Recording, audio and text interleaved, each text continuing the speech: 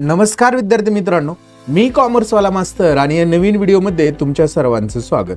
विद्यार्थी मित्रांनो, ह्या व्हिडिओ लेक्चर सिरीज मार्फत आपण तुमचा 12वी कॉमर्स मधील बुक कीपिंग आणि अकाउंटन्सी हा विषय शिकतो, ज्याच्यामध्ये आत्तापर्यंत आपण topic number first, second, third आणि फोर्थ पूर्णपणे अभ्यासलेले आहेत। त्या टॉपिकचे व्हिडिओ जर तुम्ही बघितलेले नसतील तर त्या व्हिडिओची प्लेलिस्टची लिंक मी डिस्क्रिप्शन बॉक्समध्ये देत आहे, तिथे जाऊन तुम्ही ते बघू शकता।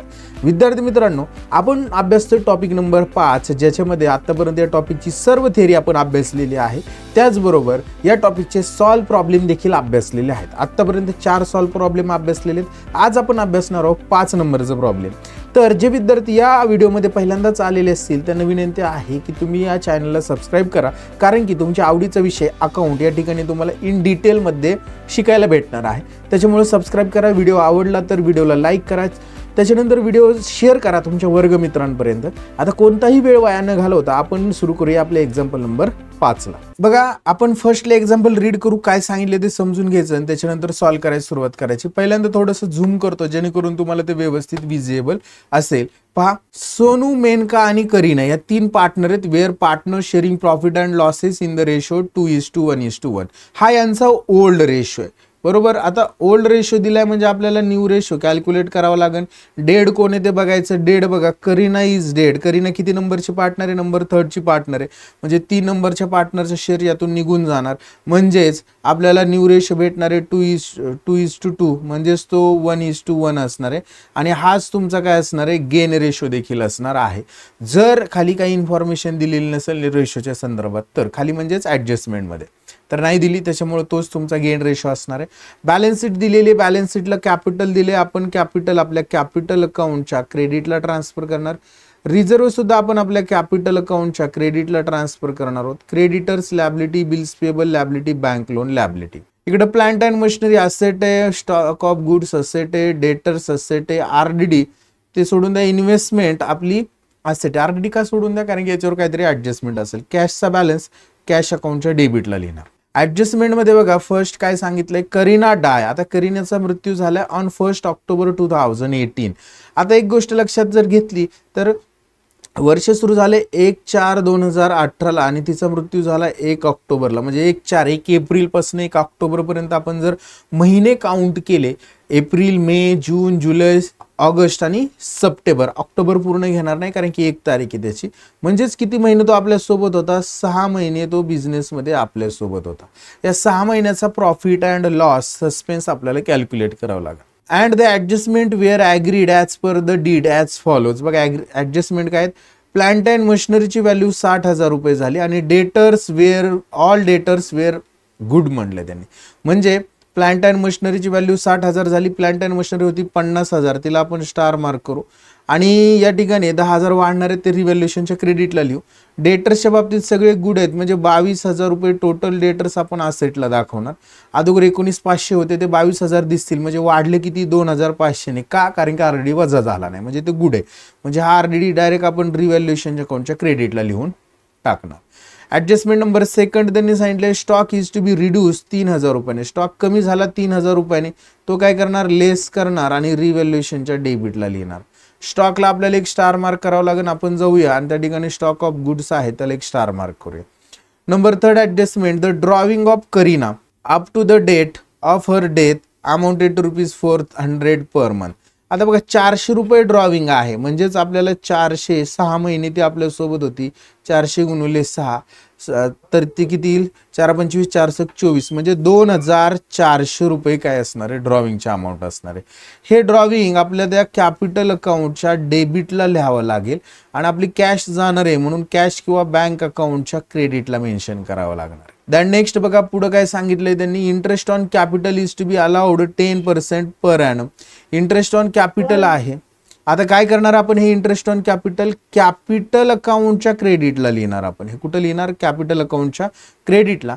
आणि याचा सेकंड इफेक्ट जो असणार आहे तो आपण आपल्या बॅलन्स शीटच्या असेटला, जे आपण P&L सस्पेन्स दाखवणार आहे, P&L सस्पेन्स, या P&L सस्पेन्स मध्ये हे इंटरेस्ट ऑन कॅपिटल काय करायचं? आपल्याला ऍड करायचं आहे। देन नेक्स्ट बघा, पुढे त्यांनी काय सांगितलेलं आहे? The deceased partner share of goodwill, deceased पार्टनरचा गुडविल मधला जो शेअर असणार आहे is to be valued 2 year purchase of average profit. आता त्यांनी बघा 2 year purchase of average profit दिले, याचा अर्थ काय, नंबर ऑफ परचेस इयर किती आहेत, 2 वर्ष आहेत. आणि ॲव्हरेज प्रॉफिट ऑफ लास्ट किती दिलाय त्यांनी, 3 वर्षाचा ॲव्हरेज प्रॉफिट दिलेला आहे. आणि प्रॉफिट बघा त्यांनी सांगितलेलं आहे या ठिकाणी की पहिल्या वर्षीचा आहे 16-17चा आहे, पहिल्या वर्षीचा 15, दुसऱ्या वर्षीचा 17,000 आणि तिसऱ्या वर्षीचा 13,000. अशा पद्धतीचा तो प्रॉफिट आहे. याची आपल्याला वर्किंग नोट करावं लागेल कॅल्क्युलेशन ऑफ गुडविलची. कशी करायची ती मी तुम्हाला सांगेलच. आणि नंबर 6 ॲडजस्टमेंटमध्ये काय सांगितले, the deceased partner share profit up to the date, म्हणजे जो पार्टनर मेला आहे त्याचा प्रॉफिट त्याच्या मृत्यूच्या तारखेपर्यंतचा, her death should be based on average profit of last 2 year. Last 2 yearच्या ॲव्हरेज प्रॉफिटवर बेस आहे. लास्ट 2 year कोणते, हे 17,000 आणि हे 13,000, ही शेवटच्या 2 वर्षाचा ॲव्हरेज प्रॉफिट काढायचा. याची सुद्धा वर्किंग नोट करावी लागणार आहे. आणि आपल्याला प्रॉब्लेममध्ये त्यांनी काय विचारले की बाबा P&L ॲडजस्टमेंट अकाउंट म्हणजे रिव्हॅल्युएशन अकाउंट, करीना कॅपिटल म्हणजे कॅपिटल अकाउंट आणि एक्झिक्युटर लोन वगैरे दाखवायचं आहे. आणि working of goodwill and P&L suspense असं त्यांनी विचारले. आपण ते करतोच. आता कॅल्क्युलेशन करायला सुरुवात करायची, म्हणजे सॉल्व करायला सुरुवात करण्यापूर्वी आपण 2 वर्किंग नोट करूया. फर्स्ट घेऊया कॅल्क्युलेशन ऑफ गुडविल आणि सेकंड घेऊया आपण P&L सस्पेन्स. तर आपण वर्किंग नोटचा मी फॉर्मॅट तयार करून ठेवलेला असतो. गुडविल कॅल्क्युलेट करण्यासाठी वर्किंग नोटला नाव द्यायचं कॅल्क्युलेशन ऑफ गुडविल. आणि हे गुडविल कॅल्क्युलेट करताना 2 स्टेप फॉलो करावं लागतात. पहिल्यांदा आपल्याला ॲव्हरेज प्रॉफिट काढावा लागतो. ॲव्हरेज प्रॉफिट काढल्यानंतर त्याच ॲव्हरेज प्रॉफिटवरनं आपण गुडविल कॅल्क्युलेट करतो. मग फर्स्टली आपण ॲव्हरेज प्रॉफिट कॅल्क्युलेट करू. ॲव्हरेज प्रॉफिट कॅल्क्युलेट करण्यासाठी त्याचा फॉर्म्युला आहे average profit is equal to total profit divided number of years. किती आहे, total profit divided number of year. मग ॲव्हरेज प्रॉफिट आपल्याला दिलाय त्यांनी 3 वर्षाचा. बघा 3 वर्षाचा प्रॉफिट आहे. पहिल्या वर्षीचा जो असणार आहे तो आहे 15,000 रुपये. मग तो आपण घेऊया या ठिकाणी. पहिल्या वर्षीचा 15, दुसऱ्या वर्षीचा एकच मिनिट, फर्स्ट इयर 15,000 प्लस सेकंड इयरचं बघा किती आहे, ते 17,000 आणि 13,000 थर्ड इयरचा आहे. म्हणजे दुसऱ्या वर्षीचा आहे 17,000 आणि तिसऱ्या वर्षीचा आहे 13,000. असा 3 वर्षाचा दिलाय. म्हणजे नंबर ऑफ इयर किती आहे, 3. म्हणजे 15, 17 आणि 13 यांची जर बेरीज केली तर टोटल प्रॉफिट आपल्याला भेटणार आहे 45,000 रुपये. भागिले 3 करणार तर 45,000 भागिले 3 तर आपल्याला ॲव्हरेज प्रॉफिट भेटल तो म्हणजे 15,000 रुपये. किती असणार आहे आपलं average profit, 15,000. Average profit calculate केल्यावर goodwill is equal to average profit into म्हणजे गुणुले नंबर ऑफ परचेस इयर. मग ॲव्हरेज प्रॉफिट आपल्याला भेटलाय किती आहे, 15,000 रुपये आपला ॲव्हरेज प्रॉफिट आहे, गुणुले नंबर ऑफ परचेस इयर. प्रॉब्लेममध्ये दिलेत बघा त्यांनी 2 year परचेस म्हटलंय.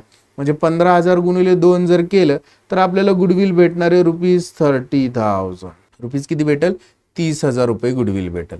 मग याच्यामधला कोणाचा मृत्यू झालाय ते बघायचं. मृत्यू कोण आहे, करीनाज शेअर म्हणायचं. करीनाज share in goodwill. Share in goodwill बघा टोटल गुडविल आहे 30,000 रुपये भागिले आता त्यांच्या रेशोची बेरीज. रेशो जर आपण बघितला आपल्या प्रॉब्लेममध्ये तर 2, 2 आणि 1, 2, 2, 4 आणि 1, 5 आणि त्यातला करीनाचा हिस्सा आहे 1. म्हणून आपण करताना काय लिहिणार, 30,000 भागिले 5 गुणुले 1 करणार.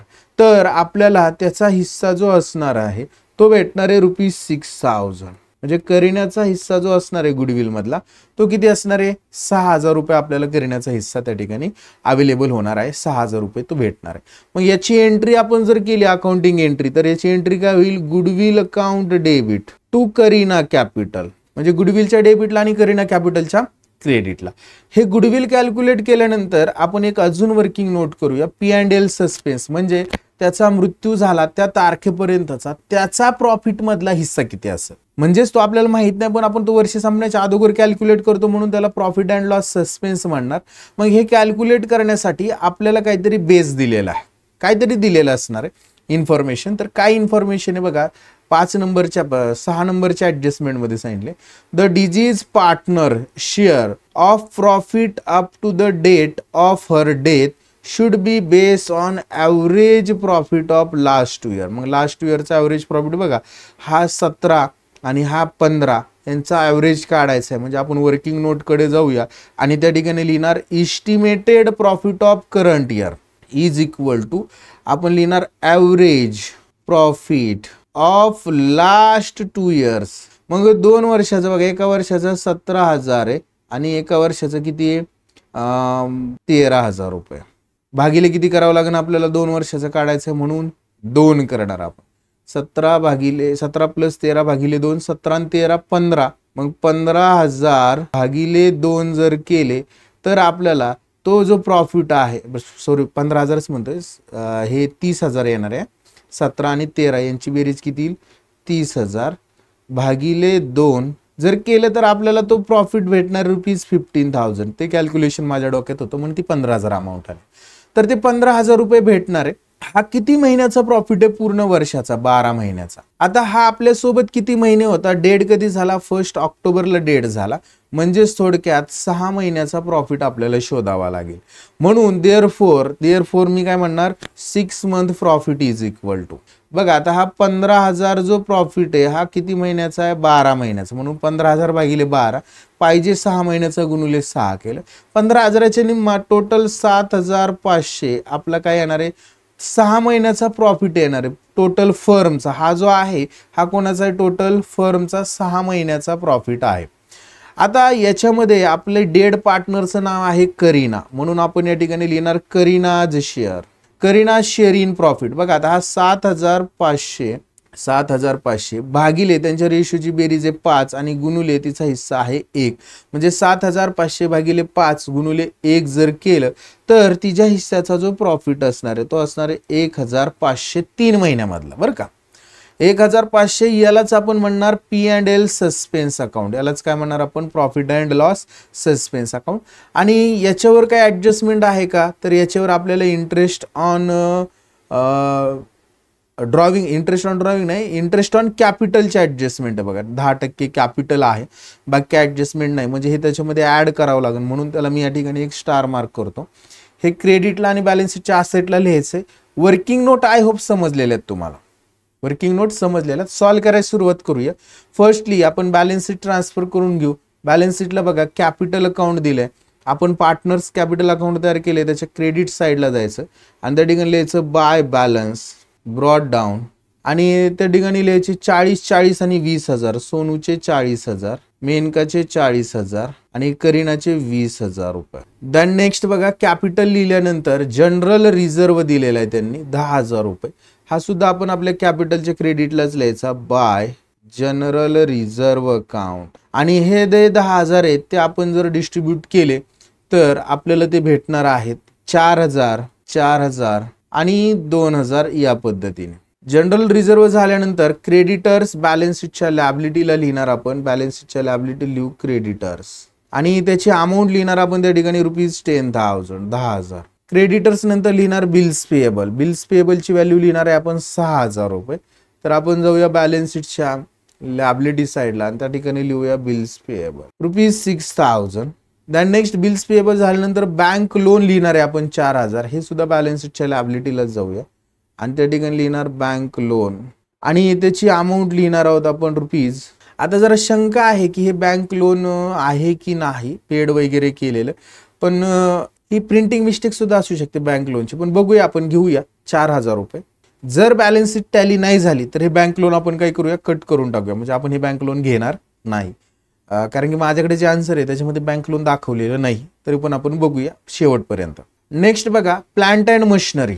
तर हे आपण प्लांट अँड मशिनरी आपल्या बॅलन्स शीटच्या असेटला लिहिणार, त्याच्यावर ऍडजस्टमेंट आहे म्हणून प्लांट अँड मशिनरी आपण टाकूया बॅलन्स शीटच्या असेटला, प्लांट अँड मशिनरी आणि त्याची अमाऊंट लिहूया ₹50,000 50,000 रुपये आणि एक वेळ जागा सोडायची प्लांट अँड मशिनरी लिहिल्यानंतर. प्लांट अँड मशिनरी झाल्यानंतर स्टॉक ऑफ गुड्स 50,000, हे सुद्धा बॅलन्स शीटच्या असेटलाच लिहिणार आपण, स्टॉक ऑफ गुड्स 50,000 50,000 रुपये. याच्यासाठी सुद्धा एक वेळ जागा सोडायची, याच्यावर सुद्धा ऍडजस्टमेंट आहे. दॅन नेक्स्ट डेटर्स जे आहेत ते डायरेक्ट बघा आपण आउटरला लिहिणार, कारण की ऑल डेटर्स गुड आहेत, म्हणजे 22,000 आपण डायरेक्ट बॅलन्स शीटच्या असेटला डेटर्सची व्हॅल्यू लिहिणार, डेटर्स अमाऊंट लिहिणार ₹22,000 आणि जे डेटर्स मधनं RDD होता 2,500 वजा होणारा तो आपला बेनिफिट असणार आहे, तो रिव्हॅल्युएशनच्या क्रेडिटला लिहायचा बाय RDD, अमाऊंट लिहिणार ₹2,500. दॅन नेक्स्ट बघा इन्व्हेस्टमेंट आपण आपल्या बॅलन्स शीटच्या असेटलाच लिहिणार आहे ₹10,000. याच्यावर ऍडजस्टमेंट वगैरे काही नाही, डायरेक्ट बॅलन्स शीटच्या असेटला आउटरला लिहून टाकूया इन्व्हेस्टमेंट. देन नेक्स्ट कॅशचा बॅलन्स आपण लिहिणार कॅश अकाउंटच्या डेबिट साईडला. आपण कॅश अकाउंट तयार केलेलं असेल त्याच्या डेबिटला लिहायचं टू बॅलन्स ब्रॉट डाऊन आणि त्याची अमाऊंट आहे ₹500 ₹500. हे डेबिट बॅलन्सेस सगळे लिहून झाले. क्रेडिट बॅलन्सेस डेबिट बॅलन्सेस म्हणजे ॲसेटचे बॅलन्स सगळे लिहून झाले. ॲडजस्टमेंटमध्ये बघा करीनाचा मृत्यू झालेला आहे पहिल्या ॲडजस्टमेंटमध्ये 1 ऑक्टोबरला, म्हणजे आपल्याकडे 6 महिने ती होती. प्लांट अँड मशिनरीची व्हॅल्यू 60,000 झाली. आपण प्लांट अँड मशिनरी बॅलन्स शीटच्या असेटला लिहिले त्या ठिकाणी आउटरला लिहूया ₹60,000. इनरला ती 50,000 होती म्हणजे वाढलेली दिसते म्हणून लिहायचं ॲड ॲप्रिसिएशन आणि त्याची अमाऊंट लिहिणार आपण ₹10,000. 50 मध्ये 10 ऍड झाले आउटरला 60,000. 10,000 आपला प्रॉफिट आहे. रिव्हॅल्युएशन अकाउंटच्या क्रेडिट साईडला लिहायचं आपण by plant and machinery. Amount लिहिणार ₹10,000 10,000.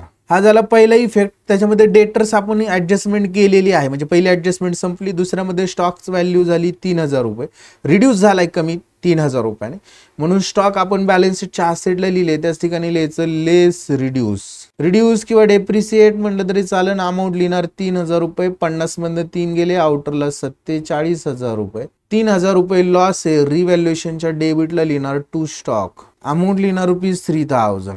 संपलं स्टॉक झाल्यानंतर the drawing of Kareena ₹400 per month दिले म्हणजे ड्रॉविंग 400 गुणिले 6 महिने जपला तर जगला तर ₹2,400 होते. ते करीना कॅपिटलच्या डेबिटला लिहिणार आपण. करीना कॅपिटलच्या डेबिटला टू या ठिकाणी कॅश म्हणा किंवा ड्रॉइंग म्हणा पण आपल्याला कॅशच्या क्रेडिटला लिहायचं म्हणून कॅश ऑब्लिक बँक म्हणतो मी या ठिकाणी कंसात ड्रॉविंग आणि करीनाच्या कॉलममध्ये लिहिणार आहे ₹2,400 आणि कॅश अकाउंटच्या क्रेडिटला आपण लिहिणार बाय करीना कॅपिटल कंसात ड्रॉविंग आणि त्याची अमाऊंट लिहिणार आपण ₹2,400. नंबर 3 ऍडजस्टमेंट संपली. 4 नंबरमध्ये काय सांगितले त्यांनी इंटरेस्ट ऑन कॅपिटल म्हणले 10%. आता आपल्याला याची एक वर्किंग नोट करावी लागेल. वर्किंग नोटला नाव द्यायचं calculation of interest on capital. बघा या ठिकाणी मी केलेली ती काय वर्किंग नोटला नाव द्यायला calculation of interest on capital. याच्यामध्ये कॅपिटल ऑफ करीनाचं कॅपिटल किती बॅलन्स शीटच्या लायबिलिटीला दिले बघा आपल्याला ₹20,000. बघा इथं करीनाचं कॅपिटल किती 20,000. तेच आपण 20,000 घेतलं. त्याच्यावर इंटरेस्ट कॅल्क्युलेट करणार आहे किती टक्के 10% सांगितलं बघा त्यांनी ऍडजस्टमेंटमध्ये. तो 6 महिने जगला 6 महिन्याचा 10% इंटरेस्ट कॅल्क्युलेट करणार म्हणून interest on capital for 6 month मग 20,000वर 10% म्हणून 10/100 6 महिन्याचा आहे म्हणून 6/12 मग 20,000 गुणिले 10/100 गुणिले 6/12 तर ते इंटरेस्ट येणार आहे ₹1,000. मग 1,000 इंटरेस्ट जे आहे ते आपण आपल्या कॅपिटल अकाउंटच्या क्रेडिट साईडला लिहिणार आपण बाय इंटरेस्ट ऑन कॅपिटल. कॅपिटलच्या क्रेडिटला लिहायचं बाय इंटरेस्ट ऑन कॅपिटल आणि त्याची अमाऊंट जी असणार आहे ती अमाऊंट आपण लिहून टाकूया ₹1,000. आणि याचा दुसरा इफेक्ट आपल्या बॅलन्स शीटच्या असेटला आपण P&L सस्पेन्सचा बॅलन्स लिहून घ्या. अजून तर काय भेटलं नाही ते ऍड करावं लागतं. P&L सस्पेन्स अकाउंट त्याची अमाऊंट ज्यावेळेस येईल त्यावेळेस त्या ठिकाणी लिहू आणि याच्यामध्ये लिहायचं ऍड इंटरेस्ट ऑन कॅपिटल. त्या ठिकाणी एक लाईन मारून ठेवूया आपण त्याची टोटल आउटरला घेणार आहोत त्याच्यासाठी. नेक्स्ट पुढे जाऊया. ही 4 नंबर वर्किंग ऍडजस्टमेंट आपण समजून घेतली वर्किंग नोट करून. 5 नंबरमध्ये आपल्याला गुडविल कॅल्क्युलेट करायचंय. गुडविलसाठी बघा त्यांनी 2 इयर परचेस म्हणलेले आहे. Average profit of last 3 years दिलेला आहे. मग तो 15,000 17,000 13,000 दिलाय. मग वर्किंग नोट करायची गुडविलच्या वर्किंग नोटला नाव द्यायचं नंबर 1 ची वर्किंग नोट असणार आहे तुमची कॅल्क्युलेशन ऑफ गुडविल. ते वर्किंग नोट केलेली आपण म्हणजे आपण जी सुरुवातीला मी तुम्हाला 2 वर्किंग नोट सांगितल्या त्याच्यामध्येच ही वर्किंग नोट केलेली. याच्यामध्ये आपण गुडविल सुद्धा कॅल्क्युलेट केलेले किती 6,000 रुपये. आता हे मी परत तुम्हाला वर्किंग नोट एक्सप्लेन करत बसत नाही. 6,000 गुडविल आलेले त्याच्या हिस्स्याचं. त्याची एंट्री काय केली goodwill account debit to Kareena capital म्हणजे गुडविलच्या डेबिटला आणि करीना कॅपिटलच्या क्रेडिटला. गुडविलच्या डेबिटला जायचं आणि त्या ठिकाणी लिहायचं टू करीना कॅपिटल आणि त्याची अमाऊंट लिहिणार आपण ₹6,000 तिच्या हिस्स्याचं गुडविल आणि करीना कॅपिटलच्या क्रेडिटला बाय गुडविल अकाउंट आणि तिच्या कॉलम मध्ये लिहायचे ₹6,000 ₹6,000. अशा पद्धतीने 5 नंबर झाले. 6 नंबर मध्ये डिजीज पार्टनरचं जे असणार आहे प्रॉफिट मधला शेअर कॅल्क्युलेट करायचा आहे त्याच्या मृत्यूच्या तारखेपर्यंतचा. मग त्याच वर्किंग नोटला आपण नाव देणार P&L सस्पेन्स. ही सुद्धा वर्किंग नोट आपण केलेली आणि profit and loss suspense account calculate केले. आपल्याला त्याची अमाऊंट भेटली किती 1500. हे कुठं लिहायचं आहे? कॅपिटलच्या क्रेडिटला आणि बॅलन्स शीटच्या असेटला. मग आपण जाऊया कॅपिटलच्या क्रेडिटला आणि त्या ठिकाणी लिहू बाय P&L सस्पेन्स अकाउंट आणि त्याची अमाऊंट आपण त्या ठिकाणी लिहिणार आहोत ₹1500. 1500. याचा दुसरा इफेक्ट बॅलन्स शीटच्या असेटला बघा, इथं P&L सस्पेन्स लिहिले, या ठिकाणी आपण 1500 लिहिणार. आणि आता हे इंटरेस्ट ऑन कॅपिटलची अमाऊंट आपली मगाशी लिहायची राहिली होती बघा, इथं आपण किती इंटरेस्ट ऑन कॅपिटल 1000 ते फक्त या ठिकाणी घेऊया 1000 आणि या दोघांची टोटल आउटरला दाखवणार आपण 2500. म्हणजे आपण हे P&L सस्पेन्सचा कार्यक्रम केलेला आहे. सगळे संपलेले क्लोज करायला सुरुवात करायची. पहिल्यांदा रिव्हॅल्युएशन अकाउंट क्लोज करायचं. रिव्हॅल्युएशनच्या क्रेडिटची टोटल जास्त आहे, 10 आणि 2 12,500 रुपये. 12,500 12,500 त्यातने 3000 जर वजा झाले तर 9,500 रुपये. 1 2 आणि 3 आणि इथं चौथ्या ओळीला आपण लिहिणार टू पार्टनर्स कॅपिटल अकाउंट. त्याच्यामध्ये आपण फर्स्ट सगळ्या पार्टनरची नावं लिहून घेऊया. पहिली सोनू, दुसरी मेनका आणि तिसरी करीना. आणि त्यांचा रेशो बघा काय होता, रेशो 2:1 म्हणजे सोनूला 2 हिस्से, मेनकाला 2 हिस्से आणि करीनाला 1 हिस्सा. 9,500चे आपल्याला टोटल 5 हिस्से करावे लागतील. त्यातले 3,800 म्हणजे 2 हिस्से असतील ते आपण सोनूला देऊ. मेनकाला सुद्धा तेवढेच 3,800 आणि करीनाला 1,900 रुपये 1 हिस्सा. आणि याला आपण काय करणार आहोत, इकडे हे कुठं दिसतंय आपल्याला डेबिटला, पार्टनर्स कॅपिटलच्या क्रेडिटला लिहिणार बाय रिव्हॅल्युएशन अकाउंट. कंसात लिहिणार आपण प्रॉफिट. तर 3,800 करीना, 3,800 मेनका आणि 1,900 रुपये जे आहेत ते आहे करीना. सोनूला 3,800, मेनकाला 3,800 आणि करीनाला 1,900. आणि आता हे पार्टनर्स कॅपिटल क्लोज करू.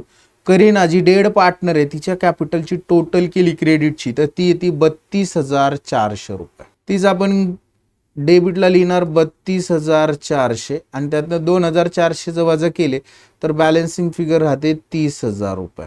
याला म्हणणार टू करीनाज एक्झिक्युटर लोन अकाउंट. आणि हे लोन आहे म्हणून कुठं दाखवायचं, आपल्या बॅलन्स शीटच्या लॅबिलिटी साईडला. बॅलन्स शीटच्या लॅबिलिटी लिहायचं करीना एक्झिक्युटर लोन अकाउंट आणि त्याची अमाऊंट लिहिणार आहोत आपण ₹30,000 30,000. अशा पद्धतीने आपण काय केलेलं आहे, करीनाचं कॅपिटल अकाउंट क्लोज केलेलं आहे. आता काय करायचं आपल्याला, मेनका 40 आणि 4 44 आणि 3 47,800 47,800. तेच डेबिटला लिहिणार 47,800. वजा होण्यासाठी काही नाही, बॅलन्सिंग फिगर तेवढीच राहील 47,800. त्यानंतर सोनू 40 आणि 4 44 आणि 3 तेवढेच 47,800 आणि तीच तिकडे लिहिणार 47,800. बॅलन्सिंग फिगर सुद्धा 47,800. यालाच आपण लिहिणार टू बॅलन्स कॅरीड डाऊन. आणि याचा दुसरा इफेक्ट आपल्या बॅलन्स शीटच्या असेटला लॅबिलिटीला लिहायचा आहे कॅपिटल अकाउंट. त्याला अंडरलाईन करू आपण. त्याच्यामध्ये फर्स्ट पार्टनर लिहिणार सोनू आणि दुसरी आहे मेनका. सोनूचा 47,800 आणि याचं सुद्धा 47,800. तर ती टोटल 95,600 रुपये आउटरला येणार आहे. 95,600. आणि याचा दुसरा म्हणजे हे आपण क्लोज केलेले पार्टनर्स कॅपिटल अकाउंट. त्याच्यानंतर आपण आता गुडविल क्लोज करूया. गुडविलच्या डेबिटची टोटल आपली 6,000 आहे. तीच क्रेडिटला लिहूया ₹6,000. बॅलन्सिंग फिगर सुद्धा 6,000. याला म्हणणार आपण बाय बॅलन्स कॅरीड डाऊन. आणि हे गुडविल बॅलन्स शीटच्या असेटला लिहून टाकूया गुडविल अकाउंट. अमाऊंट लिहिणार ₹6,000 6,000 रुपये. त्याच्यात खाली कॅश ऑब्लिक बँकचा बॅलन्स आपण क्लोज करून काढू आणि तो लिहू cash oblique bank account firstly close करूया. बघा डेबिटला त्याचे 500 दिसत आहेत म्हणजे आता इथं क्रेडिटची टोटल जास्त आहे तर क्रेडिटची टोटल बघा 2,400. तेच डेबिटला लिहिणार 2,400. त्यातनं 500 जर वाजा झाले तर 1,900 रुपये शिल्लक राहतील. आणि ह्याला म्हणायचं टू बॅलन्स कॅरीड डाऊन. आता लक्षात घ्या क्रेडिट टोटल जास्त आहे म्हणजे हा जो बॅलन्स आहे तो क्रेडिट बॅलन्स आहे 2,900. आता हा आपला बॅलन्स शीटच्या असेटला नाही येणार, लॅबिलिटीला लिहावा लागेल. मग इथं जे मी तुम्हाला लिहिलं होतं ना हे मला खोडावं लागेल कॅश ऑब्लिक बँक आणि हे बॅलन्स शीटच्या लॅबिलिटीला आपल्याला दाखवावं लागेल. बँक ओव्हरड्राफ्ट आणि त्याची अमाऊंट लिहिणार आपण 1900 रुपये. आणि आत्ता आपण ही बॅलन्स शीट काय करणार, टॅली करण्याचा प्रयत्न करणार. बघूया आपली टॅली होते का. सुरुवातीला आपण ॲसेटची टोटल बघूया, जेणेकरून आपल्याला हे जे 4000 जे आहेत लोनचे ते जर समजा नसतील तर आपल्याला ते खोडावे लागतील, कारण बॅलन्स शीट माझ्याकडे जे उत्तर आहे त्याच्यामध्ये 4000 घेतलेले नाहीयेत. तर बघा थोडंसं मी ॲसेटची टोटल करतो. आता टोटल करताना अमाऊंट माझ्या मागे दिसेल, त्यामुळे मी स्वतःला गायब करतो. आता मी गायब झालेले. आता टोटल करूया. 0, त्याच्यानंतर 0 0 0 सगळीकडं, त्याच्यानंतर 5 आहे, 5शी 5 लिहिणार. त्याच्यानंतर 7 आणि 2 9, 9 आणि 2 झाले 11 आणि 6 17, हातचा आला 1, 6 आणि 1 7 आणि 4 11 आणि 2 13 आणि 1 14 आणि हा एक इथं, म्हणजे 1,47,500 रुपयाने आपली ॲसेट येते. तीच आपली लॅबिलिटीची टोटल येते का बघूया. 0 0 आणि या ठिकाणी बघा 6 आणि 9 5 येणार आहे. आजचा आला आहे 1 6, त्याच्यानंतर 6 आणि 6 12 आणि 4 16 आणि 1 17, इथपर्यंत तर बरोबर आहे. आजचा आला 1 9 आणि 1 10, 10 आणि 3 13 आणि 1 14, म्हणजे 1,47,500 रुपयांनी, म्हणजे जे काही बँक लोन दिलं होतं 4000 ते बरोबर आहे. आपला प्रॉब्लेम जो असणार आहे याचा 1,47,500 रुपयांनी काय झालेला आहे, टॅली झालेला आहे. आय होप विद्यार्थी मित्रांनो हे एक्झाम्पल तुम्हाला समजलेलं असणार आहे. समजलेलं असेल तर व्हिडिओला लाईक करा, तुमच्या वर्गमित्रापर्यंत व्हिडिओ शेअर करायला विसरू नका. आज आपण इथंच थांबूया. नेक्स्ट व्हिडिओमध्ये आपण नेक्स्ट एक्झाम्पल अभ्यासू. तोपर्यंत सर्वांना बाय, टेक केअर.